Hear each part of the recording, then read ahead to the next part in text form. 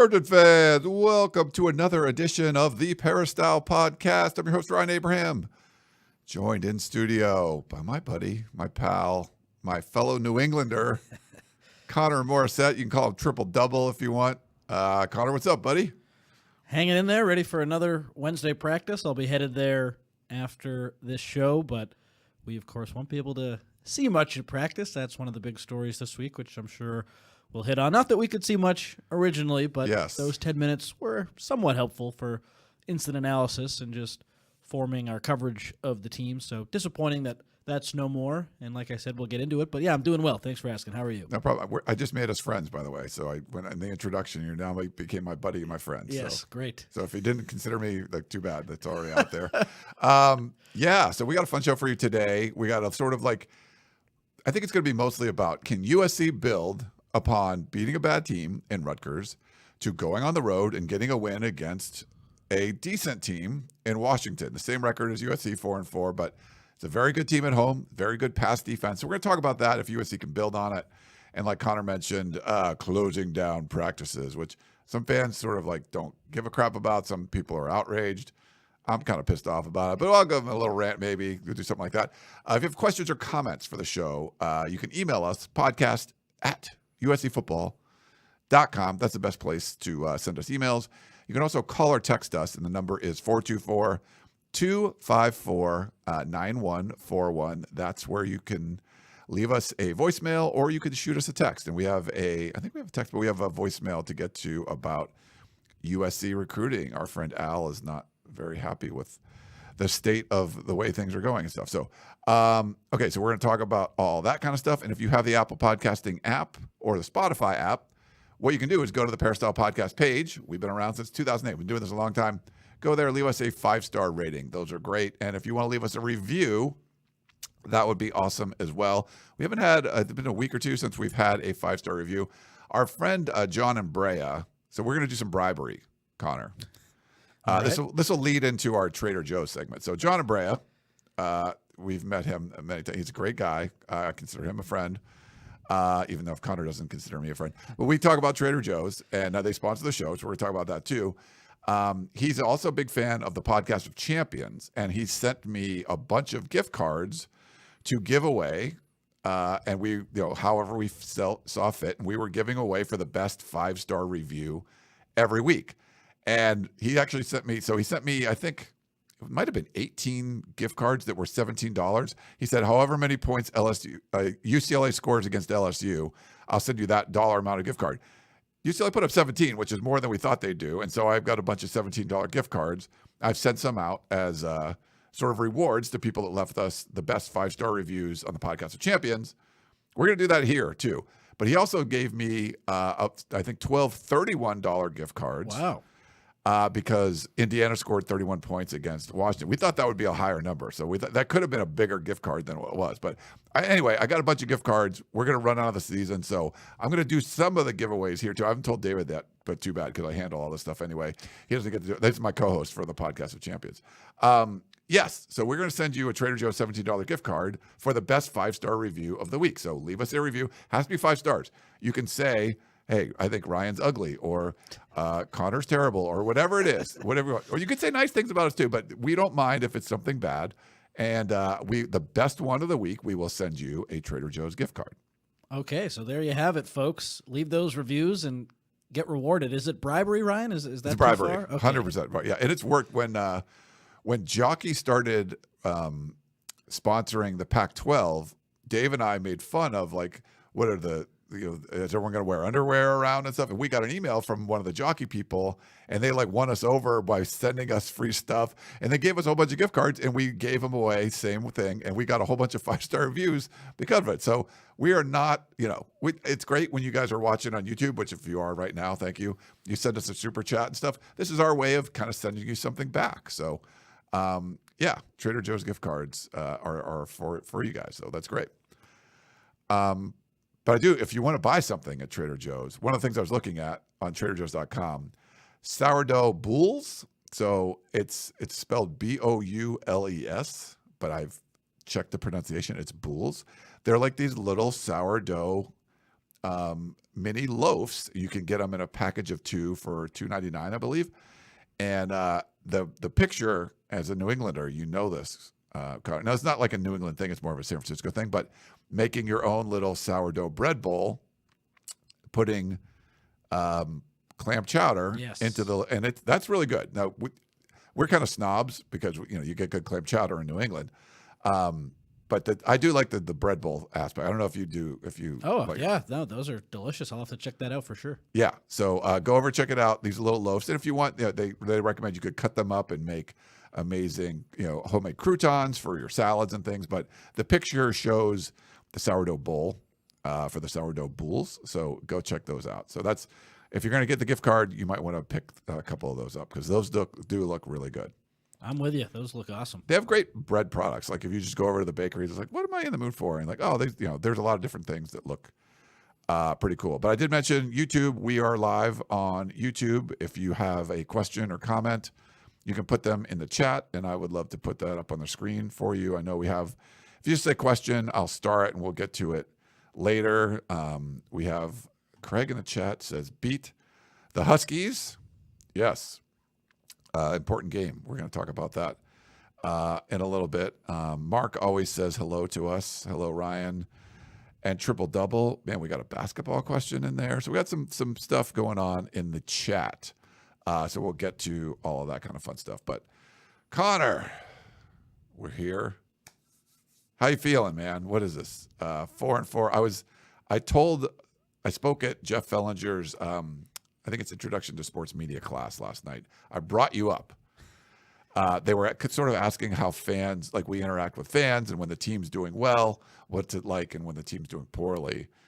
And we talked about like the expectations of the season not being as high until they beat LSU. Then they got higher, and then when you lose those games, then there's disappointment. And how you got a lot of ridicule for projecting USC season to go 7-5.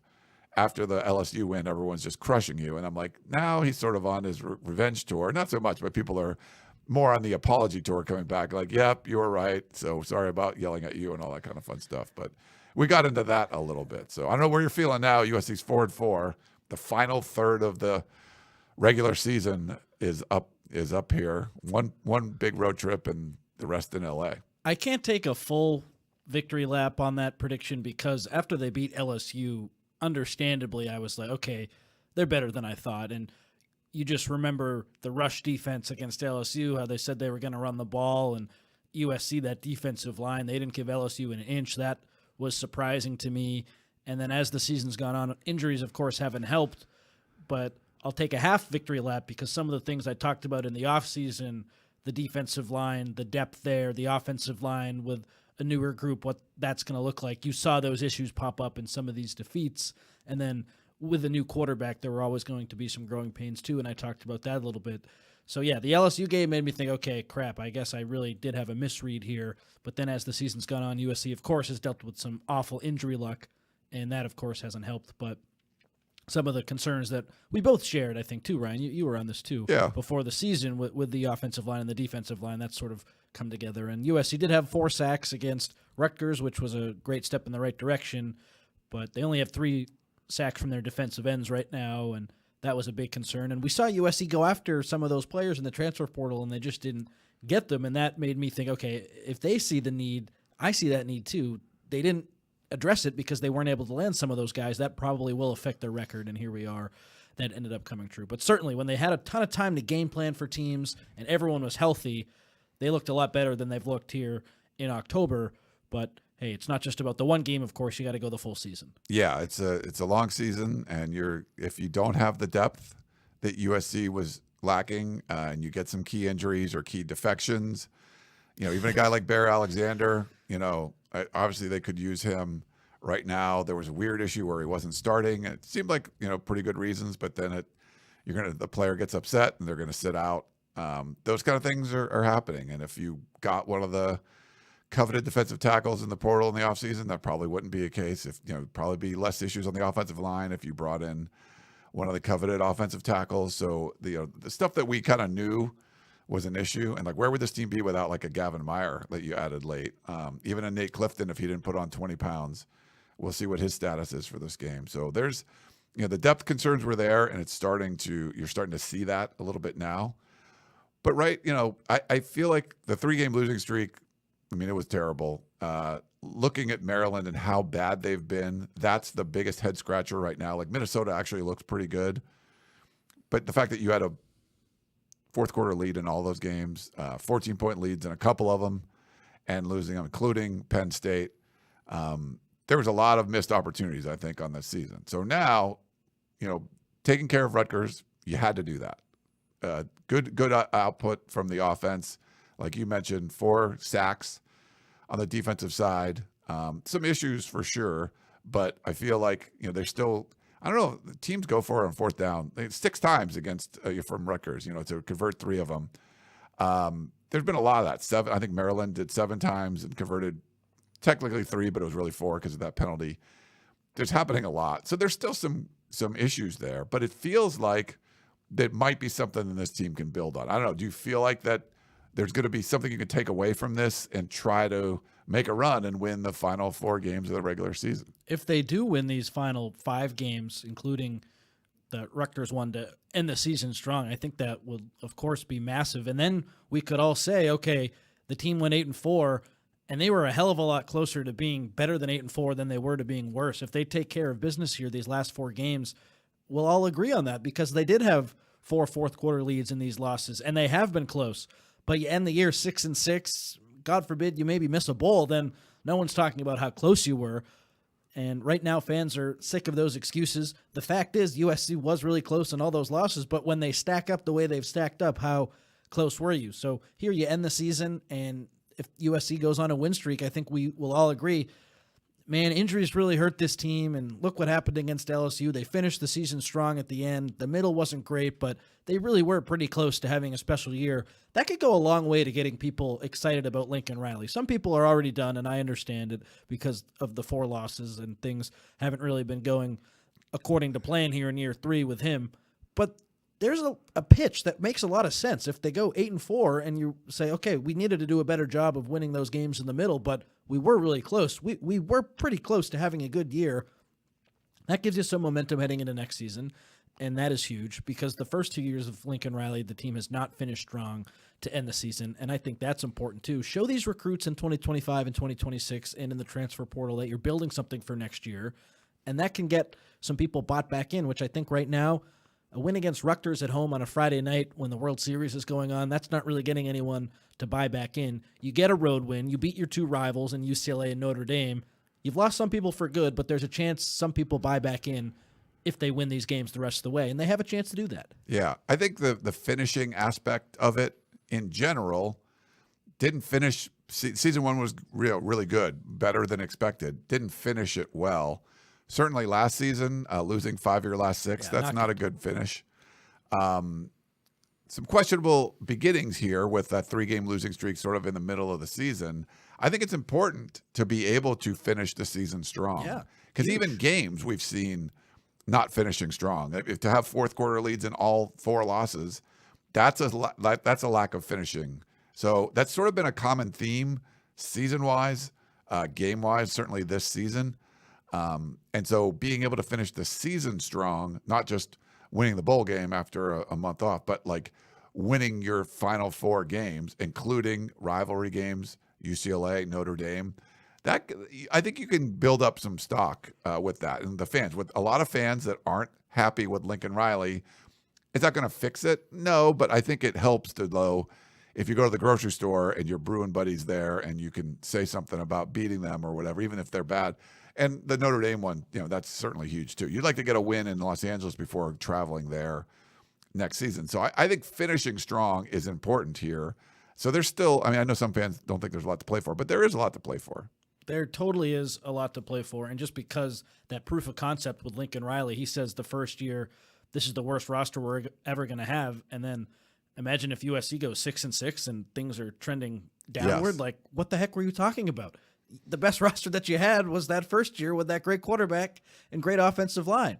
Things are going in the wrong direction. You can salvage a little bit of what he said that first year. You can kind of make that come to fruition a little bit here if some of the younger players pop on defense and Mekhi Lemon continues to play the way he's been playing, and Miller Moss takes a step forward. The offensive line keeps doing what it's doing. Woody Marks and Quentin Joyner keep doing their thing.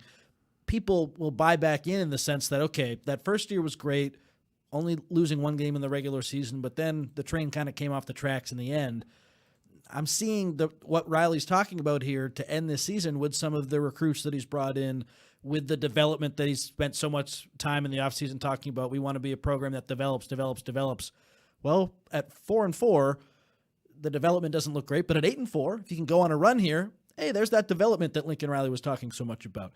I think that is huge. And let's be real, Ryan. If USC goes 6-6 or even worse here, like, I think people are done for good. Like, this is sort of last chance territory with the way things are going and how I expect NIL to go forward. I don't see USC really going crazy in that game and locking a bunch of players down. They'll get some, and I think they'll change their approach a little bit. But if you're expecting like a Miami, a Tennessee, in Oregon in the transfer portal performance from USC going forward, I don't think that's going to happen. So these next 4 weeks are critical to get people back in, because, man, if it continues in this wrong direction and USC gets worse in year 3 after a disappointing 7-5 season, like being worse than 7-5 last year, that's just unacceptable, and you run the risk of losing people for good. Yeah, no, I agree with you there. I had to take care of looked like a troll in the chat, but I want to put up one of his comments. Give him a little time out there. Transfer portal heading out of SC will be fire. So he's been a lot of negative comments. I talked about this during the class that I spoke at last night. If you want to, there's Lincoln Riley's made a bunch of mistakes. They've been pretty good at retaining players that they need. They've had a few guys leave that, like a Romello Height probably would have helped this year, right? Like, he's doing pretty good for Georgia Tech the last I checked. But for the most part, I mean, you're talking about guys that are leaving that aren't really have been, Corey Foreman wasn't a contributor, really. He had that one play against UCLA. So if you want to look at the last few years, like, that's not been an issue for USC. It's not been the transfer portal guys are just leaving that matter. I don't know if you feel differently. Well, there was a coaching change too, and any time on the defensive side of the ball you replace pretty much the whole staff, those guys recruited everyone on the current roster just about. You don't blame people for leaving, and the way that the 2 seasons under Riley defensively played out, like, I don't blame a lot of those guys for leaving. And off the top of my head, Ryan, Romello Height, he's probably the biggest loss. Like, Damani Jackson was a 5-star kid, but USC's cornerbacks have been fine for the most part, I think. So you look at him as someone who hurts. The Bear defection, as you called it, that one definitely hurts, but that is a different situation. He wasn't an off-season transfer. So, I totally agree with you there. The mass exodus, because there was last season with all those receivers, with a bunch of guys on the defensive line, you look up and down the list, and I can pull it up here when you make your next point. I do think probably Height was the guy who you could have used the most here. And, I mean, he's not exactly a huge loss, and he's someone who's battled injuries in his career. So I understand him leaving and why that wasn't the end-all, be-all. And you look for this offseason now to what the commenter was talking about a potential mass exodus. You never rule anything out in this era, but, I mean, I would be surprised. The wide receivers are all primed for big years next season, and they all have had nice roles this year, and I don't foresee anyone with them leaving on the offensive line, like Elijah Page, Jelani Noah. Are those guys going anywhere? Maybe Amos wants to play, so he'll go, but your pillars on the offensive line, I don't think are going anywhere. Could Jaden Mayava leave? I could see that. That would make some sense because he hasn't had an opportunity. And then there's a lot of guys who USC brought in who only had the 1 year of eligibility remaining, and so some people who might not be happy with time, they're going to get an opportunity a year from now. So never rule anything out, but I like, who would be the biggest head scratcher? Like, if Zachariah Branch left, I'd say, okay, sound the alarm. That's not very good, even though he's having a down season. It's like, right. Like, who else is, like, Braylon Shelby seems really happy to me, and he was someone who I thought might leave because Roy Manning was let go, and he's still in. So I don't see that, but in this era, you can never say never until we actually see what happens. But that would be surprising to me. If they lost a bunch of guys who were primed to have big roles in 2025, that would be surprising. Yeah, that's not been like the sort of MO of this team. It seems like once you get here at the USC, like, people are pretty happy, like, they like doing stuff. If they're not playing, but if you're a contributor, they've mostly seemed like they've been, like, they feel like they're in a good spot. I think the issue's been bringing those guys in on the roster and getting them to buy in and having the right NIL packages and all that. I think that's where more USC's issues are than guys, mass exodus are leaving. You're just being an alarmist. And I don't think that makes much sense. Hector says, winning against a subpar LSU ain't much. Someone put in the chat about it's the best non-conference win in the Big Ten. And that's still a 6-2 team that they had a good lead against Texas A&M in that game, and they just kind of fell apart. But that is not a subpar LSU team. That's a legit victory. So I think that's what makes things more frustrating, is you got to win against a team like that, and then you weren't able to keep it going against some of the other teams that definitely weren't as good. They've lost to teams that are way worse than LSU. I thought LSU, as time would go on, maybe wouldn't be as good, but then they didn't look great against South Carolina. They win that game. They beat Ole Miss. It's so hard to win in Baton Rouge at night, and Lane Kiffin was complaining about that this week, how LSU gets so many home games at night, and it's tough to win there. They just lost on the road to Texas A&M, like you said, but they're a good team. Let's subpar. I think that's a stretch. Are they going to make the college football playoff now? Probably not, but they're a legit top 25 team that USC beat on a neutral field. They're getting better defensively under their new defensive coordinator. There is some stuff to like with LSU for sure. So I understand, because to me, like on paper, when they lost to USC by 7, I was like, okay, maybe as time goes on, might they not be as good as people thought, as I thought, because I didn't expect USC to have as good of a season as it looked like they were going to have back then, maybe. But as time's gone on, they've won some games ugly, but they've won some games that you have to respect. Yeah. All right. Talking about, we don't have to talk about the game too much, but any sort of takeaways from, it was a weird Friday night with everything that was going on, the World Series, and all that. Speaking of the World Series, not sure if it's going to be extended. The Dodgers will, we're recording this on Wednesday afternoon. The Dodgers will be playing the Yankees in a few hours. But Friday night, there could be a World Series game. There might not be. But either way, if you are traveling to Seattle, we are going to have our last big road meetup of the year, because there's no more road trips. We're not going to do a Pasadena, meetup and for the Rose Bowl or whatever UCLA game on a Friday. So what's going to be happening is there's a bar called Sluggers right near Lumen Field is that's where the Mariners play. They don't always open. They're open on the weekends, but they don't, unless there's a game, they don't always open, but I called them and they will be open. It's not a massive bar, but it shouldn't be that crowded. If the World Series is on, it'll probably be a little bit more crowded, but 6 p.m. at Sluggers, in downtown Seattle, we will be there. Myself, Connor, Chris Trevino. Not sure if Jack's going to come by. I think Jack will, because he's going to be staying with us. So okay, I imagine we'll get a little Jack action. So it should be fun. And Jack's 21 now, so you can buy him a beer. Yes, if you want to buy Jack a beer, buy him shots or something. He's not a big drinker, I don't think, but you could. He'll have a couple beers though. Yeah, that'd be good. But yeah, come meet us out there.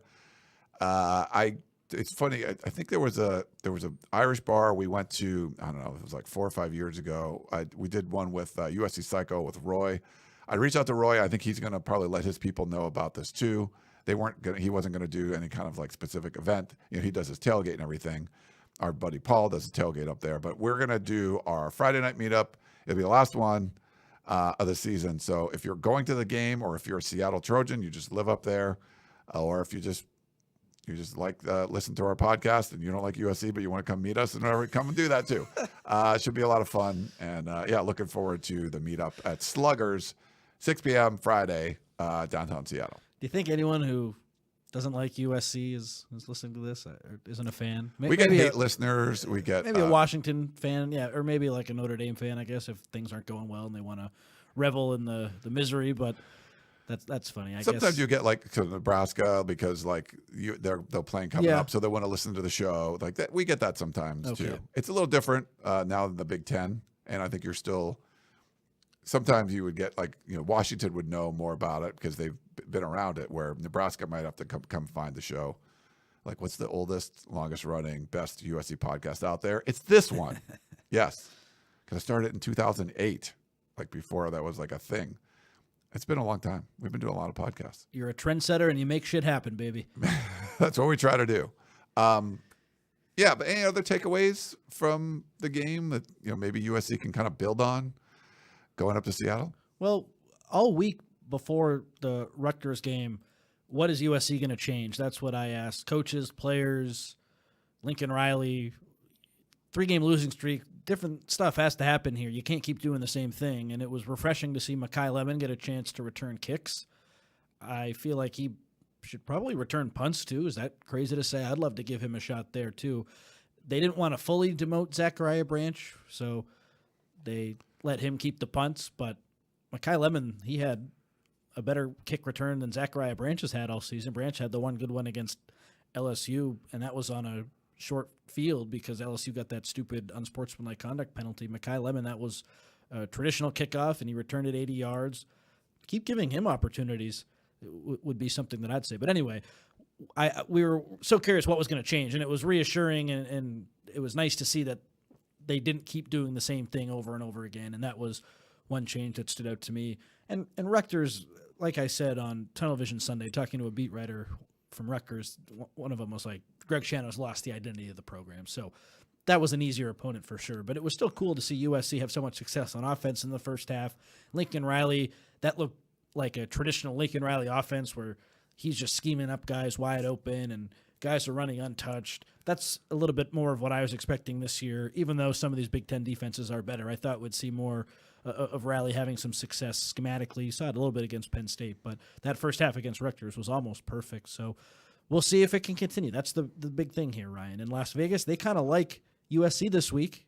Interesting. What's the spread right now? It's gone up to 2.5. USC opened as a 2-point favorite. It's now 2.5. Wow. And if you bet on Washington at getting 2.5, it's like plus 100. So they really think USC here has a chance. And that's a little bit of a surprise to me because Washington's been so good at home and USC struggling on the road. But Las Vegas is seeing something. The formula that I use to place bets, which if you've been tailing me on the pick'ems for what we're doing at USCfootball.com, you'd think this formula that I use is freaking terrible because I'm 2-6. So I get if some people are rolling their eyes at my formula, but the formula really likes USC this week too. So they have a chance here to get some momentum, but I don't think we can have any firm takeaways from the Rutgers game until they win a game on the road. Like, was this just a flash in the pan against a bad team, or do you actually have something here? Even if they beat Washington, I still don't know for sure if I'm comfortable saying we have something here, but at least it's a step in the right direction. And getting that first win on the road, like, we talk about the last chance here to get people back in. Like, you got to win this week, man. You got to. It's a really important game. And, looking at this Washington program, they're on their own 2-game losing streak. Yeah. Away from home, losing to Indiana, only giving up 31 points. Not bad. This is the best statistical pass defense in the country. Now, they played Michigan that, wasn't throwing the ball. They've used like a whole bunch of different quarterbacks. They played Iowa that doesn't like throwing the ball. They played Indiana's backup quarterback, so it was more of a running threat than anything. It wasn't Curtis Rourke.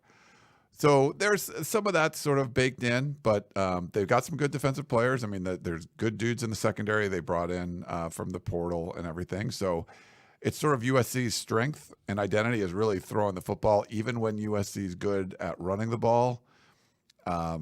You just get the feeling that they just do want to throw it. So it's kind of like USC's strength against what has really been Washington's strength. They're not great against the run defensively, and maybe we're going to see a lot more Woody Marks. He gets a little, maybe get some interview karma from our House of Victory interview we did with him on Sunday, which is great. If you haven't seen it, go check it out. But to me, it's interesting because it's going to be a strength on strength. USC is going to want to throw the ball. And statistically, Washington just does a great job of limiting teams from being able to get a lot of yards through the air. What I like, too, is it's a Washington offense that can actually put USC in some uncomfortable spots with a quarterback who's competent in Will Rogers, and he hadn't turned the ball over too much this season. Of course, he goes out and throws 2 picks against Indiana. One of them was just a total breakdown by the defensive line, and then another one was a bad decision. He's a solid quarterback, and Woody Marks talked about how he's really close with Rogers because they spent time together at Mississippi State. So he's a quarterback where it's like Billy Edwards. He's probably a little bit better than Billy Edwards, but if you put him in a position to have some success and get into a rhythm, he's going to do it. So he can make you pay. Jonah Coleman will be one of the better running backs that USC's faced this season. He is exceptional. I'd have to go through and rank all these running backs because off the top of my head, you just think of all the great backs that USC's gone up against, but Coleman's certainly up there. He would be. And then they have 2 receivers and a good tight end who hurts you too. Denzel Boston has been awesome this season for Washington. So USC's corners will certainly be tested more than they were against Rutgers. And then the tight end, USC, of course, had an awful time with the Penn State tight end, and now Latu is a solid tight end option for Washington. So the Rutgers game, like, I want USC to be challenged, and I want them to prove something to me. And in that game, like, the bar was just so low, like, just win because you've lost 3 in a row. Yeah. And just separate against the Rutgers team that's clearly going through some issues right now, and they did that. Washington presents a better challenge, and that will actually give us something to sink our teeth into if they're able to win, because that offense has some skill position guys who we like. Jed Fish has traditionally put Lincoln Riley in some tough spots. That was probably him putting Alex Grinch in some tough spots. So now that it's a new defensive staff, what does Jed Fish do? A guy who's had some success against Riley. Defensively, Steve Belichick, it looks like he's having a solid year for Washington in his first year as a defensive coordinator. So I like this matchup in that regard. And USC, their last chance at a true road win, so got to go out and do it. For sure. Jonah Coleman, we've seen USC give up some big plays to running backs. He's been on a pitch count, apparently, according to Jed Fish. So he's starting to play a little bit more. I think he had 19 carries in the last game, which is most of the season. So we were always questioning, like, why are they not running the ball with him more? He's so good. But I think it was by design. They just didn't want to give him too many reps. So probably not lucky for USC that he's going to get, he'll probably get more than 20 carries in this game. I'm thinking there. This is a Washington offense that's sort of built on empty calories, is like the funny term I like to use, where they're way up there in yards, I think top 20, and not in scoring. So, like, they've moved the ball well between the 20s. And if you remember, like, the LSU game, that sort of was like USC's MO. So I'm curious if the defense can kind of get back to that a little bit, where it's a bend but don't break, and then, stiffen up when it comes to the red zone. Washington's not been very good in the red zone. They've not been very good at finishing drives. So there's some opportunities here for this USC defense that should get some guys back. It's a Washington team that moves the ball well, but they haven't punched it in as much as they should have. Their offensive line isn't very good either, and they took the right tackle from San Diego State, Drew Azzopardi, who was a guy who was one of the premier tackles in the portal, and I was like, hey, USC, why don't you go after him? But he has not graded out very well on Pro Football Focus, and he was responsible for some of the issues that Washington had against Indiana last week. Their tackles aren't great. It's similar to USC, although USC's tackles have taken a step forward this season. They're better on the inside of that line, but those tackles have struggled. So it's another big game for USC's edge rushers. And Lincoln Riley talked this week about how Cameron Fountain and Sam Green have shown that they're able to rush the passer in practice, but there's so much more that goes into the defensive end position than just rushing the passer, which is why they haven't played as much, which led me to say, hey, coming into the Rutgers game, you only have 1 sack from your edge rushers this season. Maybe let those guys loose, and if they don't know what they're doing on obvious like run situations, just throw them out there on 3rd and long and maybe get to the quarterback. That was a little bit of a damning quote from Riley, I thought, when the pass rush for USC has been so bad this season, and he's talking about how they have guys in practice who've shown they can rush the passer, and then against Rutgers, those 2 guys both get sacked. It's like, hey, why didn't you play those guys a little bit earlier? Yeah. No, it's a very good point, and I think we're going to see more of them. Like, you're at the point where there's nothing to lose, right? Yeah. At this point, you have to. Like on one of those 4th downs against Penn State, could you have thrown Cameron Fountain or Sam Green in there? That would have taken some guts, but it's so easy to say that because they didn't get off the field. Like, hindsight's 20/20, but I mean, they needed to get the quarterback down, and they would have won. It came down to 1 play. The edge rushers who were in the game in that point, Anthony Lucas was out. Like, there was a chance there for someone to come in and win the game, and the guys who were in the game didn't do it. It's a totally fair second guess, in my opinion, to say, hey, if these pass rushers, they might be young, they might not know what they're doing all the time, but they know how to rush the passer. Yeah. And Riley said that, like, put him in the game. Crazy stuff. Okay. One other thing. Anything else on Washington? Their special teams are very bad, by the way, too. Yeah, their kicker, who was good last year. He was a good kicker last year. He stinks this year. Yeah, he powered them to the freaking national championship game. Like, how did Washington lose to Rutgers? They missed 3 field goals, right? I watched that whole game live, and then I watched their whole Indiana game. I'm so sorry. Yeah, I actually kind of enjoyed it because I Washington has some guys who I covered in high school, so I like that. Their quarterback, Prysock, was teammates with Miller Moss at Alamany, so okay. I know him a little bit, and they have some other guys. So I like Washington. I like Jed Fish, how he rebuilt Arizona, and looks like he's doing the same with Washington. One final thing on the game. You mentioned the special teams. Yeah, not great. Their punter I thought was okay, and then he had one bad punt, and Indiana returned it really far. But besides that, I thought he was okay. This is a Washington team that's in a first year of a rebuild. Yes, they made the national championship last season, but that roster was decimated with DeBoer leaving and guys going to the NFL. It's year one of a rebuild under a coach who I think we all respect in Jed Fish, so it's not like they're clueless, but it's year one of a rebuild. USC's in year 3. Optically, you lose this game. It's like, come on, what's going on here? You can't, from a 30,000-foot view, this team is rebuilding. They're in year 1. They don't have their S together. USC in year 3 should. Another reason why I just think it's such a bad look if you lose this week and why the schedule's been somewhat soft this year and USC hasn't been able to make the most of it. Like, it's not like you're playing Washington last year. You're playing a new-look team. You're in year 3 of your rebuild. They're in year 1. Unforgivable if they can't get it done this week. Yeah, and the weather doesn't look bad either. Like, all the road trips, the weather's been beautiful. Mostly, I think it's going to be chilly this week, but this weekend, rain. But no rain, in Seattle, which, that's something. It's a cool place to play, though. A cool place to go watch if you're going up for the game. I think you'll enjoy it. Connor mentioned we're doing this podcast a little bit later for our live version today, just because, and I know some people in chat were like, hey, I got to go back to work. The portion of practice that would normally be open is now closed. It wasn't a lot. I don't like the decision from Lincoln Riley. I think if this is something that you're worried about, you got a lot of other problems on this team to worry about. There's some fans that are like, I don't care. And then sometimes they're like, well, why didn't we know about this? I'm like, well, we didn't get to watch practice, so it's hard to really tell. It's becoming more and more restrictive, which I don't like. I think for when Lincoln Riley came in, he was coming from a program that was very restrictive, being in Norman, Oklahoma. It's the only game in town. You can do that. I think in Los Angeles, my opinion has always been there's a lot of other, programs. There's a lot of other sports that you could be covering. If you're not covering Oklahoma football, you're doing it wrong when you're there. Here, you could just pick a whole bunch of other things, and I feel like you need to keep some as open as possible. And the sport's different than when Pete Carroll was around, but I think it's even a tougher situation because back then you didn't have 2 NFL teams and in the same city, and now you do. So I've always been like, look, you're not giving anything away by us watching some stretching, taking a few pictures, watching, some routes on air, seeing, who's going to be, who's practicing, who's not, things like that. I don't think you're getting some kind of big competitive advantage. There's some fans that are just like, oh, I don't care, whatever. And there's a lot of people that are like upset, like, why would he be doing this? And to me, it's more about when you're facing adversity, you're on a 3-game losing streak. You were under 500.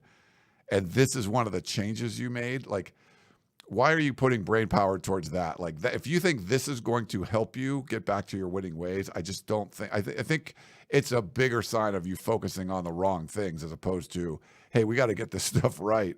Not, let's close out the media. That'll make it better. And the 10-minute viewing period, yes, we can't take away a ton, but it does help inform our coverage a little bit. Yeah. And it is valuable. On Wednesdays, we can see the first team offensive line for their scout team work against the scout team defense. They practice some running plays. So earlier in the season, are they going to make a change on the offensive line? We could definitively take away that on Wednesday of that week, it didn't look like they were because they're going with that same first team offensive line. And then later in the viewing period, the defensive line goes and works by themselves. But then the scout team offense throws passes against the linebackers and the defensive back. So you could see, okay, who's with the ones, who's with the twos, who is off to the side. And we weren't allowed to report on injuries, but it was still helpful for our coverage. So it's disappointing in that regard. And then to Ryan's point, like, the timing is funny. If you started this at the beginning of the season, hey, new this year, we're going to tighten things up and we don't want to have any viewing period, fine. But to do it after a 3-game losing streak, it's like, why now? What does that have to do with anything other than you're losing right now and you don't want people focusing on that. So I didn't love the timing, and I do have a conspiracy theory behind it. I think Riley didn't like something that someone wrote, and he suspended a reporter last year, and that blew up in his face. And instead of suspending a reporter this year for writing something he didn't like, he just said, screw it, we're going to get rid of the media viewing period, and that's going to be how I respond to something I didn't like. Do I have any inside information that that's true? No, but that is what I think because, we saw what happened last year when someone wrote something or did something that he didn't like. He can be a little reactive, and I think that's an example of that. So. Yeah, and I think the bigger picture, and I agree with you, I think that's probably has something to do with this. There is an image problem. We get it in the chat. If you hire a blue blood coach like Lincoln Riley, who's got a lot of success, and and he won a Heisman already, and the fans have completely turned on him, or a lot of them, I think some of that is his sort of bedside manner with the way things are going on. He seems to be really focused on the football stuff, and when that's not going well, if you're ignoring the fan base or if you're ignoring donors, if you're not, he just doesn't seem like he's embracing that. But he'll say, hey, I want the Coliseum full. The fans are important and all that stuff. But then the things where you can kind of relate to the fans, you're limiting. And we're sort of like the mouthpiece between the fans and the team. And if you lose, you don't make players available. It's like, okay, you start losing, we're going to close the practice part down. And if you read Chris's ghost notes, he can get a lot. I get it. You're not getting a ton, but if you read his ghost notes after practices, you feel like you were there, and there's an insight of it does give you something. And I think, and Keeley brought this up last night. We were both speaking to Jeff Fellinger's class. It was better to watch the whole practice, obviously. And even if you can't report on it, it gives you a much better perspective of what questions to ask the coaches and players, because you actually got to see things. And one of her examples was if we were asking about some player that we think is going to be, on the 2 deep, in fall camp, and then if you'd watch practice, you'd know like that guy was 4th string. Like we wouldn't even have to ask that kind of question. So it does give you more insight into things. But I feel like at a time where you're trying to get more people to come out to the games, limiting the view of, the access that these fans have to the team by limiting media access, I think isn't helping that. So I think it's like you're trying to fix something, but I think you're actually hurting yourself. And we'll see. I feel like, tell me if I'm wrong on this, but I think the offseason, USC administration is going to have like a talk about this. And like, there's going to be something like, hey, we should have this open. It's not a good look, whatever it is. And I don't know, maybe Lincoln Riley's just going to refuse. And his contract is, it's like, you're not getting rid of him. So if he doesn't want to do it, like, he's probably not going to do it. But I feel like that there's people in administration that get it. They're like, look, we're in LA. We want more people to come to games. Like, limiting media is not going to help that. I think if they just won games, we wouldn't be talking about this as much too. The timing of it is funny, but if they were rattling off all these wins in a row, look at Oregon. I think they closed practices, and people on our board love to bring that up. No one's talking about Oregon. Well, when you're undefeated, people don't care really what's going on. They're just happy that you're winning. And so the fact that this comes in the middle of a 3-game losing streak, just people are already upset, looking for stuff to pile on with. It's not a good look. And so I asked Riley yesterday what was the reasoning for getting rid of it, and he said, we evaluated some things last week. We made some changes to the way that we're handling pre-practice, and just with a short week, we liked how our team handled it and responded to it. With that, we're continuing forward with a lot of the things that we did last week, and it just didn't make sense to have the media viewing period, honestly. To me, that's just like you're still stretching at some point. Like, you can't let us in for the stretching.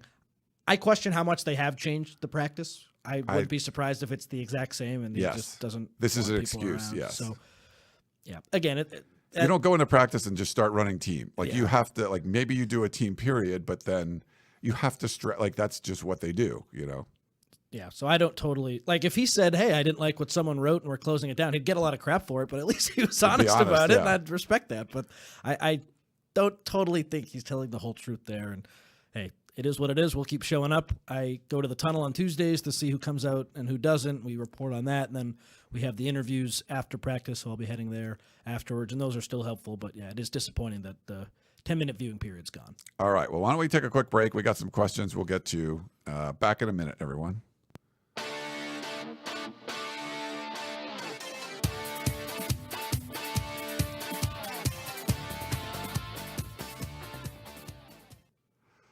All righty, we're back here on the Peristyle Podcast. We had a voicemail. Our buddy Al, he had sent one that I played for the Coach Harvey Hyde show, and then he sent another voicemail. This one had more to do with recruiting, so I thought I'd play it for you, Connor, and get your thoughts. He's not super happy with the way recruiting's going, so let me play it and get your thoughts. This is Al again, and I have to say that there's a disconnect because the USC should be able to bring in big linemen, offense and defense, linebackers. We have the greatest linebacker coach, defensive end coach, defensive coordinator, and we can't, and Lincoln Riley can't close. There's something wrong with this. This is so frustrating. He should be able to bring in some of these big people, but he can't. It makes no sense. All these guys come to L.A., they come around and they love the town, but they can't be closed. There's something wrong with that guy. That's it.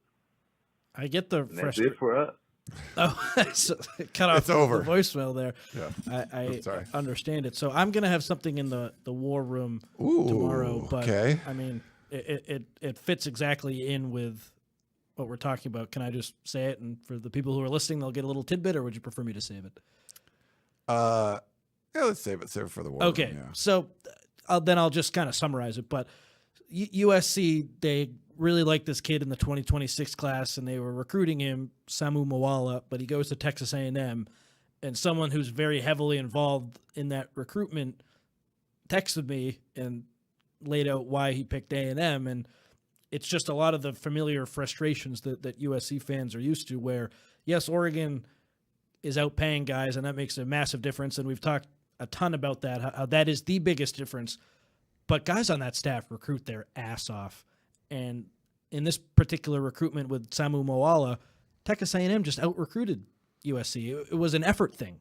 Yeah. And I'll save the quote for the war room, like I said, but that's kind of the gist of it. So you can subscribe to hear the dirty details, and we hope you do subscribe.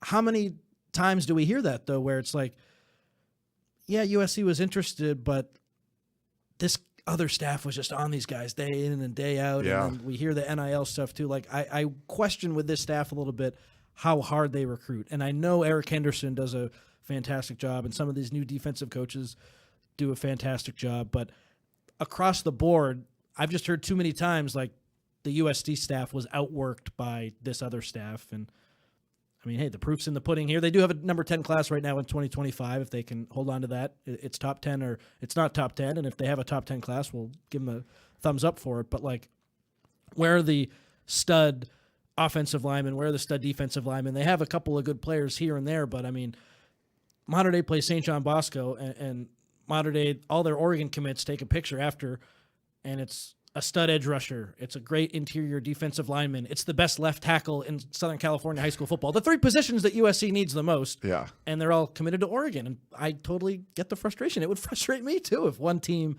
is dominating this area where USC is. Like if Oregon was this hotbed and USC was recruiting Oregon as well as Oregon's recruiting Southern California, like then it would be an even trade-off. But that's not happening at all. No. Oregon is dominating this region, and it's frustrating. And Texas A&M is starting to make some grounds, too. Like, what was the famous quote? It all started with Bryce Young and DJ Uiagalelei, who I know hasn't panned out. But, like, the quote from one of the college coaches was, we used to not be able to get these guys, and now they can come into California and seemingly get whoever they want. Yeah, for sure. I'm frustrated, too, and I think it's fair to be frustrated. Craig, along those lines, for basketball question, do the Trojans have a real shot at landing Darren Peterson? I don't think so. That would be surprising to me if they got him. There was a recruiting question, but a basketball question. But sorry, Craig, I just wanted to throw that one in there for you. Earl in Torrance has a comment. We thought we were getting the new version of Pete Carroll instead. It's starting to look like the second coming of Clay Helton. I hate, as you know, I hate that Clay Helton comparisons. Someone on the board posted about the 2019 team that I think only won 8 games, and all the NFL players that were on that. Clay Helton got all the players from Kiffin and Sark, and Lincoln Riley got all the players from the end of Clay Helton when they were 4-8. So it's a very different situation. But I get it. Like, I think people expected Lincoln Riley to be Pete Carroll, and he hasn't been that so far.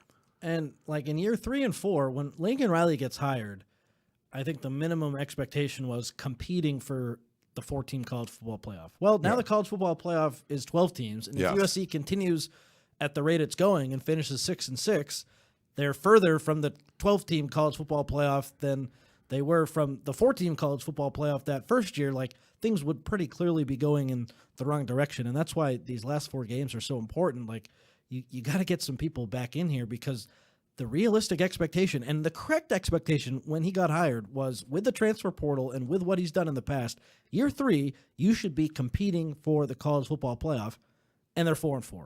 So it's not good enough. Question in the chat, Mark, how much of an impact has Riley shutting out the media had on your team, Ryan? We talked about this a little bit. It's not the biggest deal in the world. I love Chris's ghost notes, and I think you can get a lot of information from that. And someone in the chat was like, just ask questions after practice. We do. But like I mentioned, you can ask better questions when you get to watch some of it and see what's going on. It gives you a better perspective to ask the right things, you get better information for all the fans out there, and things like that. And I think the more you start closing things down, and I'd mentioned this on the in my talk last night. I have friends that covered Lincoln Riley at Oklahoma. They ran the Oklahoma site over at Rivals at the time, and they started having players, because players weren't available for interviews, but this was during the NIL era. They started paying players themselves to come on their podcast, like similar to what we do with the House of Victory, but they would actually pay those players. And that's not something I would really do unless USC just closed off all access. And then it's like, okay, well, then game on. Like, we want to be able to hear from these guys.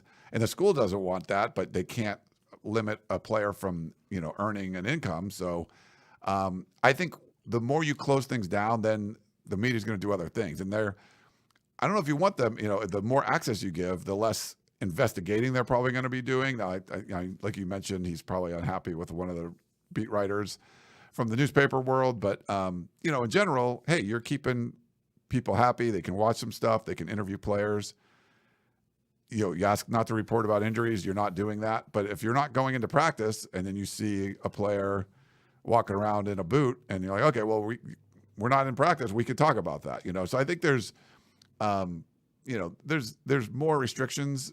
We'll still end up doing our job, but now you have to get a little bit more creative. But I think it's probably worse for USC too if you have a bunch of reporters that can't see anything now and they have to go out and try to find stuff. You might unearth some things that the team doesn't want to be unearthed. It definitely hurts instant analysis, because now we're just talking about guys walking out of the tunnel and talking about what other people talked about, just breaking down the interviews. And I think the origin of instant analysis was you had the full practice open, Ryan, and you guys could talk about what you saw in practice, and maybe you would hit on a little bit what they said afterwards, but wasn't the original point of instant analysis to talk about what you saw in the practice? Yes. So we can't do that anymore, so that hurts. And I would always try to start instant analysis with my practice observations. It's not a huge thing. It's, we're still going to do our job, but like that is one thing that is clearly going to have an effect on our coverage. And it's what we said earlier. Like, we want to give fans, and Shotgun, he laid it all out really well in the Helium Boys podcast. We want to give fans and subscribers the best information we possibly can. And yes, it was only 10 minutes, and yes, it was a lot of stretching. But those 10 minutes were valuable because of the reasons I laid out before. On Wednesday, you could see the offensive line. You could see the first-team defensive backs and the linebackers, and it just helped inform our coverage, and that's taken away now. Yeah. Trojan Fight in the chat, he says, the Hall of Victory fundraiser seems to suggest they don't have the funds they need currently. And not from what we've been told. And that's why there's more to recruiting than just money. You have to utilize the money. From what we've been told, they've done a really nice job of raising funds through House of Victory, that they met budgets for what needs to happen. But like Connor said, there's other aspects to the recruiting too. Now, can they outbid like Oregon for a guy? No, but there should be enough money, I think, to recruit at a higher level than what USC is doing. And some of it is having a general manager that's overseeing all this and what your return on investment is, so people that give understand what that money went towards. There's a lot of factors, and I think USC just hasn't been great at making it all work and having one machine that's just everyone's working together. And I think, Gerard's talking about this too. Like the best NIL program, it's nice to have, like, say you have like 100 donors that all gave like $200,000 versus one guy given 20 million or something. Don't check the math. I would just made that up on the top of my head. But the one guy that writes a $20 million check, like a Phil Knight, you can go to and be like, hey man, we really want to get this defensive tackle. We need $1 million, and he can just do it. Where there's not like a committee and then everyone having to try to figure out what's going on.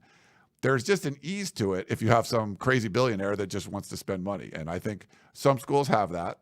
Having that benefactor, I think, sort of helps things. But I think going forward, when the House settlement becomes a real thing, I think in July, if it's going to be legally challenged and all that kind of stuff, and the athletic department's putting money into this, and contracts will be signed and things, I think it will make things a little better for USC. But it's not just that just because they did a fundraiser means they don't have money. No, we're told that they have money, but it's about how you use that money too, and how you recruit and allocate and all of that. The return on investment. There's so many factors that go into it. Not just hey, they have a pretty full piggy bank, I think, and now you got to utilize it correctly. And to your point about the other aspect of recruiting, someone I know had a conversation with Tosh Lapoy, the defensive coordinator for Oregon, and he was asking him about USC recruiting, and the Oregon defensive coordinator looked at this guy and just said, they make it so easy for us.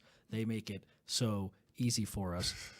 And yes, the money makes a big difference, of course, but those guys are relentless with how they recruit, and I don't think you can say the same about USC's staff historically under Lincoln Riley, and I don't think that's crazy to say. Yeah. Work, win, repeat. He says, House of Victory is a disaster, bro. They will lose Juju. Just watch and see. Spencer Harris isn't fit for the job. It's obvious. Worse than Grinch. Okay. So then. Worse than Grinch. It's like, oh my God. So that you're only equating, like we just said, it's more than just money. Like we were told that there is a big portion of money available for Juju, right? There's other things to the recruiting aspect of it. If you just couldn't afford him, that would be one thing. We're not hearing that as much, especially for a player like that. But there's like what Connor was hinting at for his War Room piece, where it was like money wasn't the factor. Like money seemed to be pretty equal. It was the effort of the coaching staff. So I think there's other concerns that just if you see USC lose a recruit, it's not always just because they didn't have money for them. I mean, it's a factor, but we're hearing, like we've been saying, that House of Victory's done a nice job of raising a bunch of money. Are you going to use it in the right way? Is everyone going to work together to become a well-oiled machine? I think USC's recruiting engine is not a well-oiled machine right now, and it's not just of one factor. There's a bunch of different factors. And when the money is the biggest factor, it's when time is of the essence, which is why the transfer portal recruiting money talks exponentially more in those situations where you need to get a guy because he could commit at any second and the transfer portal window's 2 weeks. In high school, like you're recruiting these guys for years, and that's where I think some of these other staffs have the leg up where, yes, they can offer similar money, but they're relentless with how they recruit. In the transfer portal, you can throw money at a kid, and whoever pays the most, that player will probably go there because they have 2 weeks to make a decision, and it's all happened so fast. In high school, maybe someone takes a little bit less money because of that relationship with the staff. And I think the only time where it's really similar to the transfer portal is at the end, right before National Signing Day, when it's like, okay, we've recruited this kid for years. A little bit more money would get this thing over the line. And then the money makes a big deal, of course. And I don't want to make the point that money doesn't matter with high school recruiting. Of course it does. But when you have a lot less time to get these kids to sign, then the money can talk, and that can be the thing that pushes that signature over the line. Yeah, so you got to use it. If you have the money there, you have to use it and use it fast and do it the right way. And I think USC's kind of lacked in that. But if you're high school recruiting a kid like for years and the money never changes, it's always the same, but that relationship builds and builds and builds, like that's where the traditional recruiting can go a long way. And I think there are some issues there too. Yeah, and if you can come in with similar money, Yeah. if Oregon doubles what you're going to pay and you have the best relationship with them, yeah, maybe you lose that kid. But if you can have similar, maybe not as much as Oregon's offering, but you have a better relationship and he wants to stay close to home, I think that's where USC's been lacking. Like they've not got those guys. Like that's where you need to be able to. If Oregon wants to overpay for someone, you can't do it. Like whatever, that's fine. But it's not for everybody. There's guys that you could get that you can be in the ballpark with.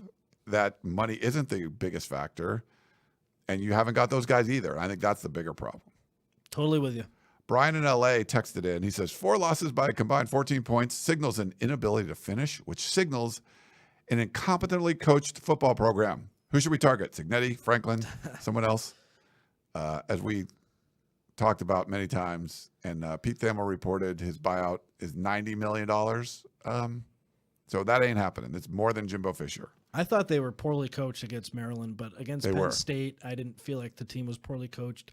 Against Minnesota, what changed the whole momentum of that game? Just the right tackle getting totally beaten, and that leads to an interception. And were they well coached after that point? Probably not, but like they should have gone up 2 scores, and instead, because of one execution error, is that on the coach or is that on the player? Like, it's on the player. One execution error, everything goes to crap. Like, it's a whole bunch of things. It's not just, oh, they're poorly coached. If they had a different coach, they'd be so much better. We knew the roster had flaws coming into the year. And in these losses, Michigan specifically, Minnesota, Penn State when the defense couldn't get off the field, the roster issues that we talked about reared their ugly heads. So have they been coached perfectly this year? No. And against Maryland, I thought they really were not coached well. But that is far from like, okay, just change this and everything's good. They have a whole bunch of issues. Yeah. That Maryland loss, the more you watch them, the worse it looks. Like Minnesota just pummeled them this last week. Northwestern pummeled them. They're not very good. Like, no, I'm totally with you. They're bad, and USC lost. That's a brutal That's very bad. That's a terrible loss. The worst loss this season for sure. Rich in San Diego wrote in, Connor called it 7-5. Well, we all made fun of him after the LSU game. Seems like he'll get the last laugh. I'll give you a super chat if you ask Riley if he felt the need to call a timeout before halftime just to go under center at least once in the game, LOL. So I think this was the previous the game. kneel down against Maryland. What do you think Jen Cohen thinks about all this? Do you think the donors are like, what, WTF? I know Lincoln Riley will not get fired, but do you think he'll feel the pressure of the mecca of college football breathing down his neck? I mean, no one's happy with the losses. I was texting with one donor, and he said, of course we're not happy. I've been wondering how they could pay him all this money from the start. Like, people are upset. So it's not just one fan here or there. It's a lot of people aren't happy, and maybe that's a little bit of why they closed down the practices too. You don't like me? Screw you. Yeah. We're going to do it my way. We're going to do it behind closed doors. And I will say this, Ryan, when they did close everything down before the Holiday Bowl last year, when we had nothing, we didn't even know when practice was going to be. Like, they played really well in that bowl game, and everyone got on the same page. So there is some precedent for what they're doing working, but in the middle of the season, the way they're doing it, it's just totally different than what transpired last season. Yeah, I think it's a lot different. All right. Well, I think that's all we got. I would say less fan enthusiasm after a win against a ho-hum team. We'll see if the Trojans can get a victory against Washington. Maybe people get a little more excited. If not, there would definitely be a lot of angst going into the bye week. So that's the other thing too. You get a bye week after this, right? Like you'd love to go into it with a winning record and get healthy, and then come back and give yourself a good shot at winning the last few games, as opposed to going in with a loss and having an extra week to think about it.